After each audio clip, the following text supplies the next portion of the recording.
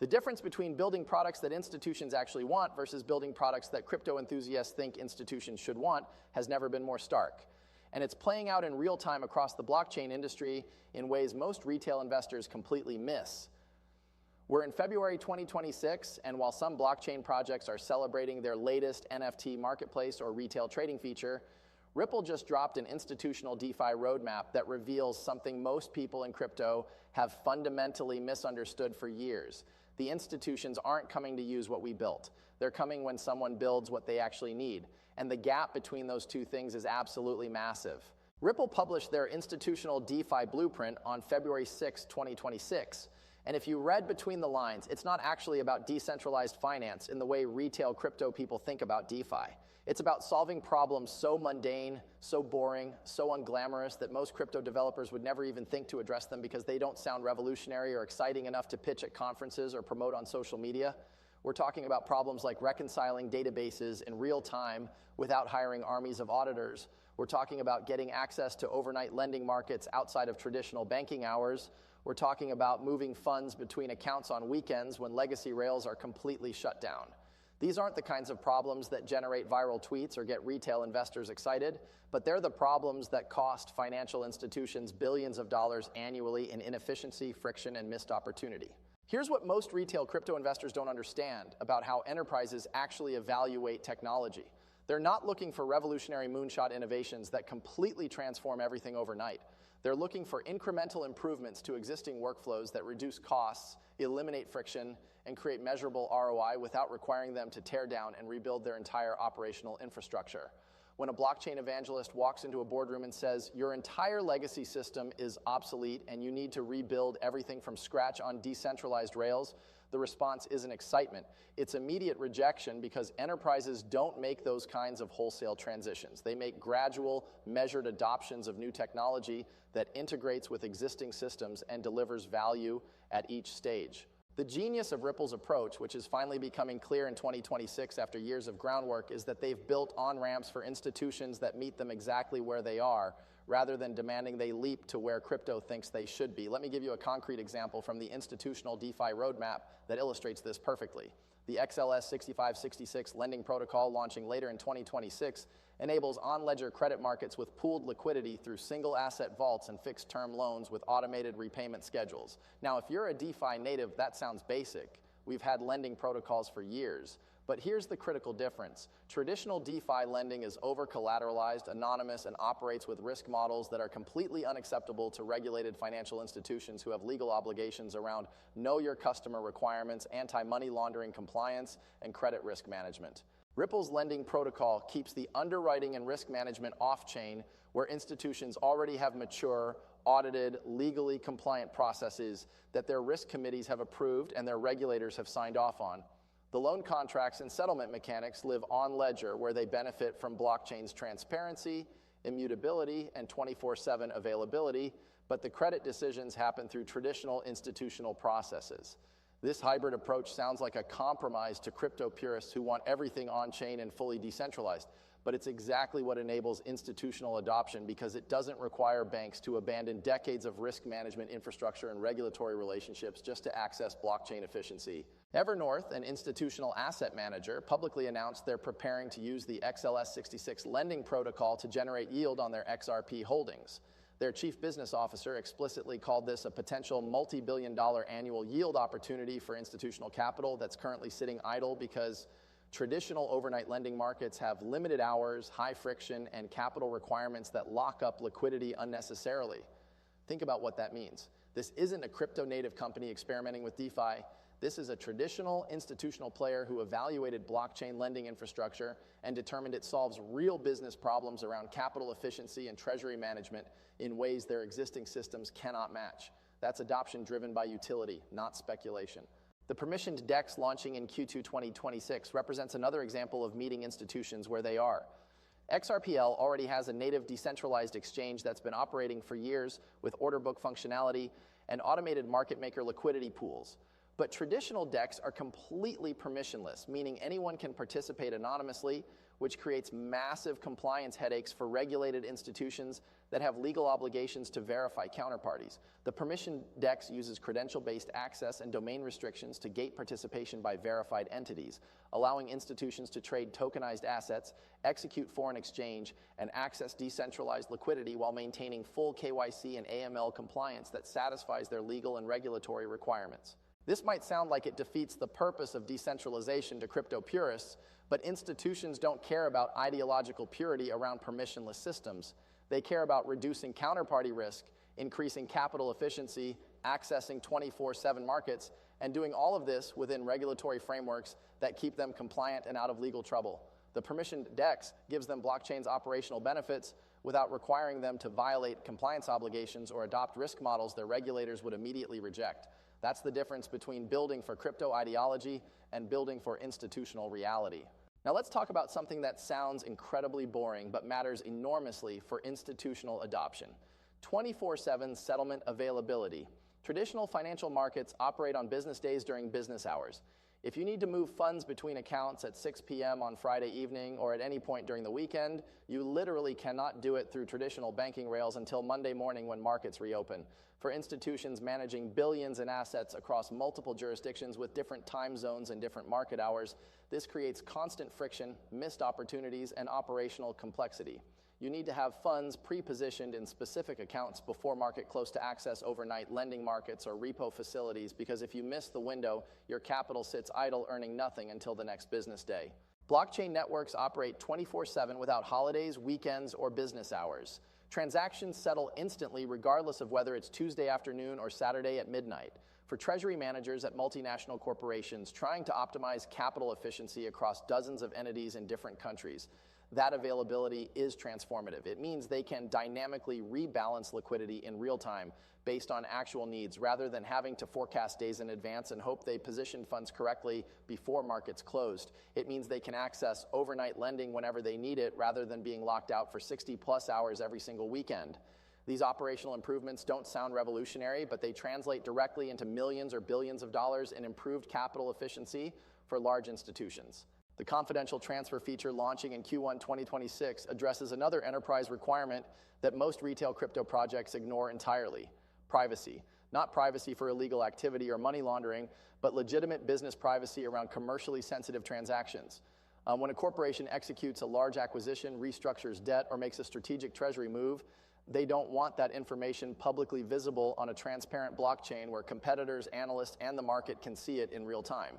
Traditional DeFi operates on public transparent ledgers where every transaction is visible to everyone, which is completely unacceptable for many institutional use cases that require confidentiality around pricing, counterparties, and transaction terms. Confidential transfers for multi-purpose tokens use zero-knowledge proofs to enable privacy-preserving transactions on XRPL, where the fact that a transaction occurred and that it's valid can be verified on-chain, but the specific details around amounts, parties, and terms remain private unless specifically disclosed. This satisfies both enterprise privacy requirements and regulatory oversight needs, because authorities with proper credentials can still access transaction details when legally required while maintaining confidentiality from public view. It's another example of building infrastructure that meets real institutional needs rather than imposing ideological blockchain purity that enterprises would immediately reject. The multi-purpose token standard, permission domains, credential-based access, and token escrow features that are already live on mainnet create a compliance-first infrastructure layer that traditional blockchains tried to bolt on after the fact. Most smart contract platforms built permissionless systems first and then tried to add compliance tooling as an afterthought when they realized institutions couldn't use systems where anyone could participate anonymously. XRPL embedded identity and control primitives at the protocol layer from the beginning, which means compliance isn't a plugin or wrapper. It's foundational architecture that every feature is built on top of. That architectural decision dramatically simplifies institutional integration, because compliance isn't something that has to be engineered around, it's native functionality. Now here's where Ripple's strategy gets really interesting and where most people miss the bigger picture. None of these features by themselves are particularly revolutionary or technically impressive compared to what DeFi has been doing for years. Lending protocols, decentralized exchanges, token standards, privacy features, these all exist elsewhere. What makes Ripple's approach different isn't the individual components. It's that every component is designed specifically to integrate with how institutions actually operate rather than requiring institutions to completely change how they operate to use blockchain. It's infrastructure that bridges traditional finance and blockchain rather than demanding traditional finance abandon everything and start over. And here's the strategic insight that finally clicked into focus with this institutional DeFi roadmap. Ripple isn't trying to sell institutions on revolutionary transformation in 2026. They're selling incremental adoption of specific features that solve immediate business problems and deliver measurable value. A bank doesn't need to understand or care about decentralization, consensus mechanisms, or crypto ideology to recognize that 24/7 settlement saves them millions in operational costs compared to systems that shut down every weekend. A treasury manager doesn't need to become a blockchain expert to appreciate that automated reconciliation eliminates the need for armies of people manually checking that transactions in one database match transactions in another database. An asset manager doesn't need conviction about crypto's future to recognize that on-chain lending protocols can generate yield on capital that currently sits completely idle outside traditional market hours. These boring, unsexy, incremental value propositions are what actually drives institutional adoption, not revolutionary vision about the future of finance, immediate measurable ROI on specific workflows. And once institutions adopt these initial features and integrate them into operations, something interesting happens. They become familiar and comfortable with blockchain infrastructure. Their legal teams develop expertise navigating compliance requirements. Their technical teams build capability maintaining and operating blockchain integrations. Their executives develop relationships with Ripple's leadership and gain confidence in the technology's reliability.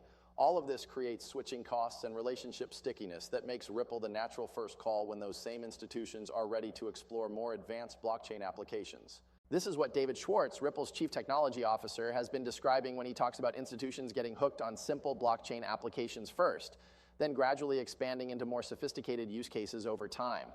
The institutions using XRPL for basic database reconciliation or accessing overnight lending aren't going to suddenly switch to a different blockchain when they're ready to tokenize real-world assets or build institutional DeFi applications. They're going to expand their existing Ripple relationships because that's where they've already invested time, developed expertise, established legal frameworks, and built operational trust. The simple applications create beachheads that expand into broader strategic partnerships as institutional blockchain comfort and sophistication evolves. Compare this to blockchain projects that tried to lead with the most advanced, revolutionary features and struggled to gain any institutional traction. Projects that pitch banks on completely replacing SWIFT infrastructure or building entirely new financial systems on decentralized rails got polite rejections because enterprises don't make those kinds of radical transitions. The value proposition was too speculative, the required transformation too comprehensive, and the risk-reward completely unattractive for conservative institutions with massive existing infrastructure investments and regulatory obligations. They weren't wrong to reject those pitches. They were being rational actors who need proven ROI and manageable implementation risk, not moonshot visions about reinventing finance. Ripple's president Monica Long described 2026 as the year of institutional adoption at scale for XRP and Ripple during the XRP Community Day event on February 11-12, 2026. When pressed to define what that phrase means concretely, she indicated measurable progress would be visible by December 31st through new partnerships, deeper integration of XRP into institutional workflows, and expanding usage of XRPL infrastructure for real-world financial operations. That's not hype about potential future adoption. That's a public commitment from Ripple's leadership that institutional usage is transitioning from pilots and proof of concepts into production deployments at scale throughout 2026. The Ripple Prime rebranding, which integrated the former Hidden Road custody and prime brokerage platform into Ripple's institutional offering, positions XRP at the center of institutional collateral and liquidity operations. Prime brokers facilitate margin lending, securities lending, and collateral management for hedge funds and institutional traders. By integrating XRP into prime brokerage workflows as collateral and bridge liquidity, Ripple creates structural demand from institutional trading operations that has nothing to do with speculation on XRP price. These institutions need XRP to facilitate their business operations, which creates consistent buying pressure independent of crypto market sentiment or retail FOMO cycles. The partnership with Aviva Investors announced February 12, 2026 to support regulated investment funds on XRPL demonstrates institutional asset managers are moving beyond exploratory conversations into actual product launches. Aviva manages over $800 billion in assets. And they're not partnering with Ripple for PR or to experiment with technology. They're building regulated investment products that will custody billions of dollars in client assets on XRPL infrastructure, which requires institutional-grade security, compliance, and operational reliability. This is adoption at scale, not pilot programs. Now let's address the uncomfortable truth that most XRP holders don't want to hear. All of this institutional adoption, all of this infrastructure build-out, all of these enterprise partnerships don't automatically translate to explosive price appreciation in the short term. Institutional adoption is gradual, measured, and operates on timelines measured in quarters and years, not days and weeks. When Evernorth deploys capital into XRPL lending protocols, they're not buying XRP on open markets, creating visible buying pressure. They're working through prime brokers and OTC desks with sophisticated execution algorithms designed to minimize market impact. When banks integrate XRPL for cross-border payments, the XRP usage happens programmatically through automated workflows with capital that was acquired months earlier through structured accumulation. The institutional DeFi roadmap matters enormously for long-term value accrual, but it doesn't create the kind of retail-driven FOMO pumps that characterized previous crypto cycles. What it creates instead is sustainable structural demand from entities that need XRP for operational purposes rather than speculation. That demand creates a rising price floor over time rather than parabolic spikes, and it accumulates during periods when retail sentiment is negative and prices are depressed. This is why XRP can be building institutional adoption at an accelerating pace throughout late 2025 and early 2026, while price dropped from $3.65 to $1.40.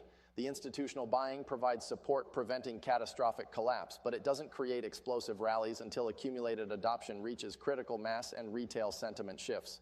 The technical infrastructure being deployed throughout 2026 matters because it creates the rails for that future adoption to flow through.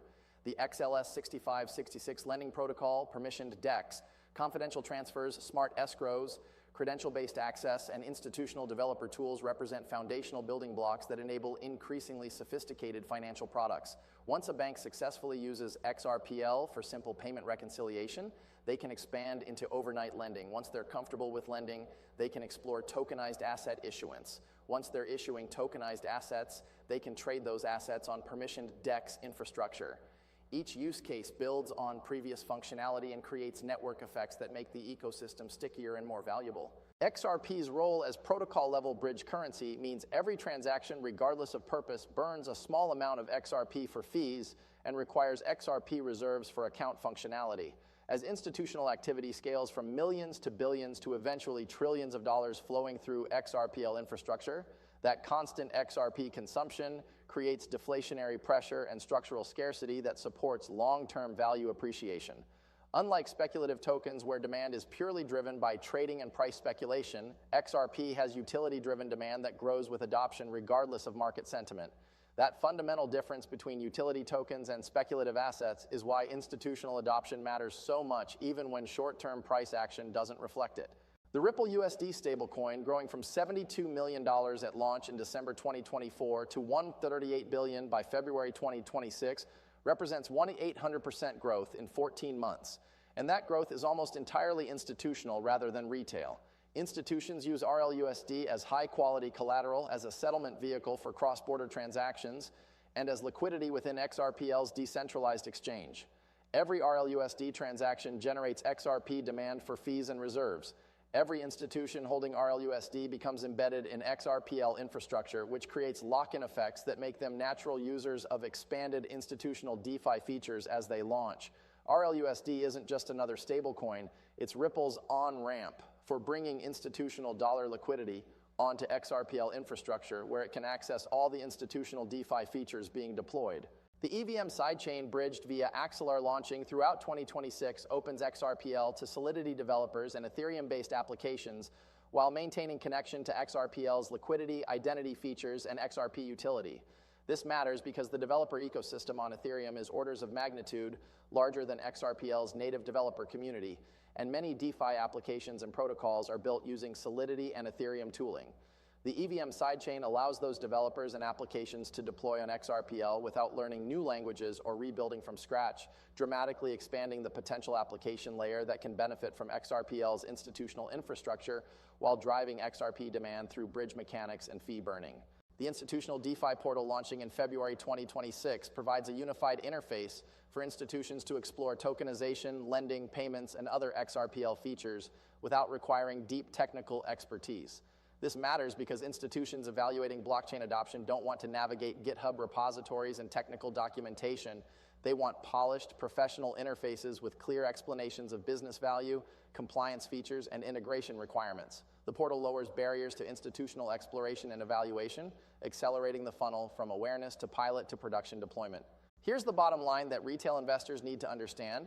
The crypto projects that focused on building revolutionary products for retail users are struggling in 2026 because retail doesn't have capital to deploy, retail appetite for speculation has collapsed amid economic weakness, and retail-driven price action creates volatility that prevents institutional participation. The projects that focused on building boring, unsexy infrastructure that solves actual business problems for institutions are seeing accelerating adoption despite negative retail sentiment because institutions allocate based on utility and ROI, not hype and speculation. Ripple spent years building bridges while others built rocket ships, and now institutions have clear pathways to adopt blockchain incrementally, while competitors are wondering why nobody's showing up to use their revolutionary technology. The gap between crypto's retail-focused culture and institutional reality has never been more obvious. One ecosystem celebrates trading volume, social media engagement, and price pumps.